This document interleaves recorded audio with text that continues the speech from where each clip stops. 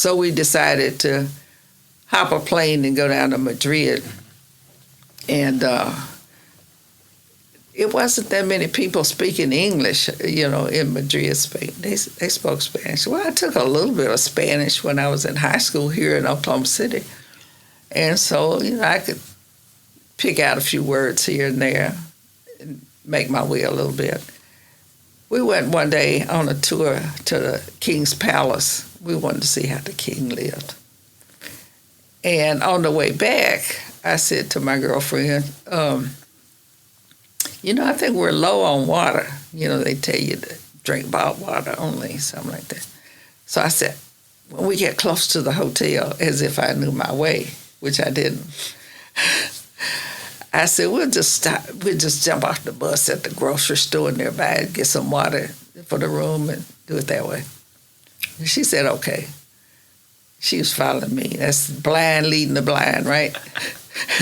We got the water at the grocery store. And then, I said, well, I'm sure the hotel's just a couple of blocks away. Wrong. We were lost.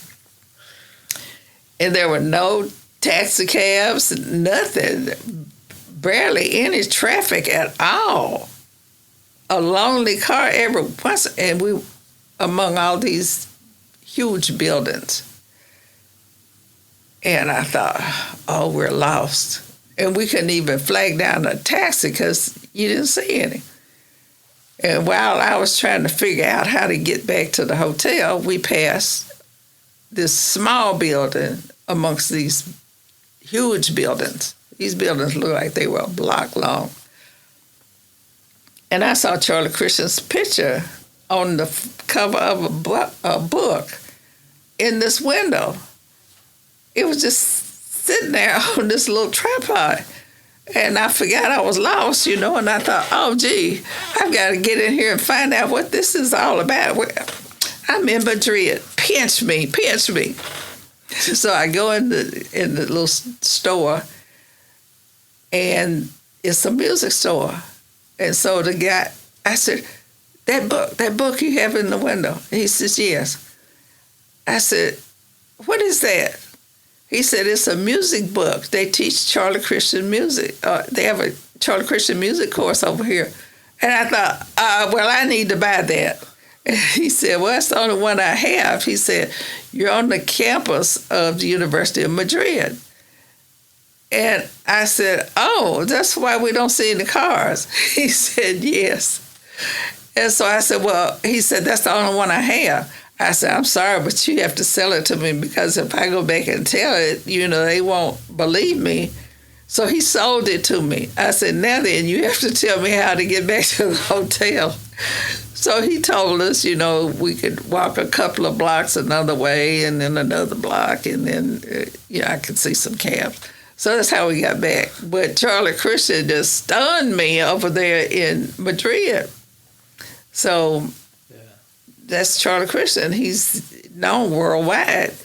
And if you search for him on the internet, you'll see on any given day that there are more than 72 million inquiries against that name in every major country, in every major language. Wow. Now, look here. I don't know anybody else in the world that has that kind of track record. Yeah. Especially when he's been dead since 1942. Come on now, that's an icon. Yeah. Charlie Christian stands alone in history. Billy D. Williams said it right when he told Charlie Christian's only daughter that one thing that you should always remember about your father, that he was first. He said, it's okay to be great, which he was, but he was first. Nobody knew how to play that electric guitar, putting the music in the technique. He was playing the electric guitar before it was even invented because he stuck the microphone in the hole of the guitar and plucked the strings. And when it came out, he was the only one that knew how to put the technology and the music together.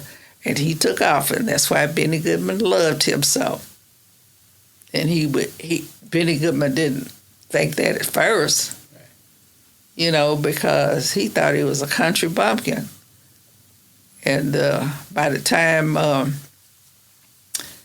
Benny Goodman's brother-in-law, John Hammond, sneaked him up there on that bandstand doing that intermission out there in Beverly Hills,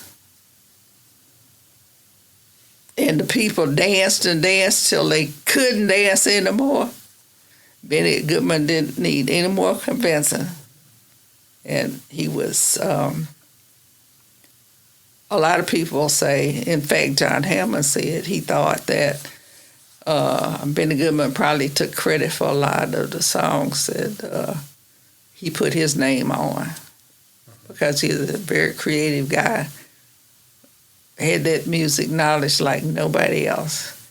And so if you ask somebody around here, and I've asked guitarists, well-known guitarists around here, would you do a Charlie Christian piece too? And they said, no, it's too hard. It's too hard. So he stands alone in history.